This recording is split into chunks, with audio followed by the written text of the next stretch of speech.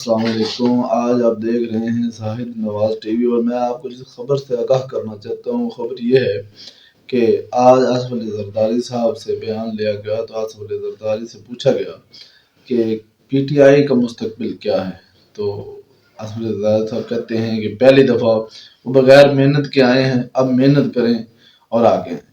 اور ان سے پوچھا کہ آپ کا مستقبل کیا ہے، تو وہ کہتے ہیں ہمارا مستقبل روشن ہے اور چیف جسٹس صاحب نے کہہ دیا ہے تو الیکشن ضرور ہوں گے اور پیپل پارٹی حکومت بنائے گی، آصف علی زرداری صاحب نے کہہ دیا۔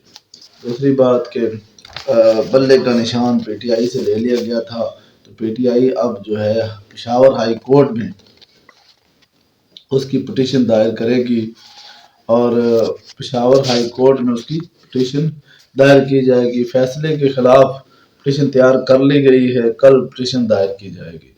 اور اب بات آتی ہے کہ کاغذات نامزدگی جو ہیں وہ 24 ستمبر لاسٹ ڈیٹ تھی، تو کاغذات نامزدگی جمع ہو چکے ہیں۔ 30 تاریخ تک کاغذاتوں کی جانچ پڑتال کی جائے گی، 3 تاریخ تک اپیل کی جا سکتی ہے۔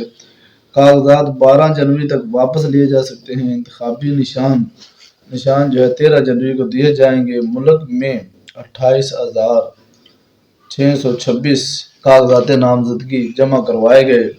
قومی اسمبلی کی نشستوں کے لیے 77,013 کاغذات جمع کروائے گئے۔ 7,242 مردوں نے جمع کروائے اور 471 خواتین نے جمع کروائے کاغذات نامزدگی۔ اور خواتین کی نشستوں کے لیے 459 کاغذات نامزدگی جمع کروائے گئے۔ اقلیتوں کے لیے جو کاغذات جمع کروائے گئے وہ تھے 150 کاغذات نامزدگی جمع کروائے گئے۔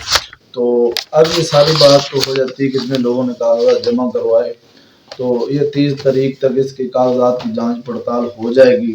پرویز خٹک صاحب کہتے ہیں کہ مجھے بلے کی نشان کی آفر ہوئی لیکن میں نے انکار کر دیا۔ تو یہ صدر پی ٹی آئی ہیں جو کہتے ہیں کہ ہمیں بلے کے نشان کی آفر ہوئی تھی، لیکن دوسری طرف یہ دیکھیں کہ آپ وہی جو ہے بلے کے نشان کے لیے پشاور ہائی کورٹ میں اپیل کی جا رہی ہے۔ تو کیا بلے کا نشان، میرے پہلے بھی یہ ڈسکشن تھی کہ بلے کا نشان نہیں ہوگا تو کیا پی ٹی آئی جیت نہیں سکے گی، پی ٹی آئی الیکشن نہیں لڑ سکے گی؟ بلے کے نشان سے کوئی فرق کسی پارٹی پر نہیں پڑنا چاہیے۔ سیاست کی جاتی ہے، جو بھی نشان ملے گا پی ٹی آئی کو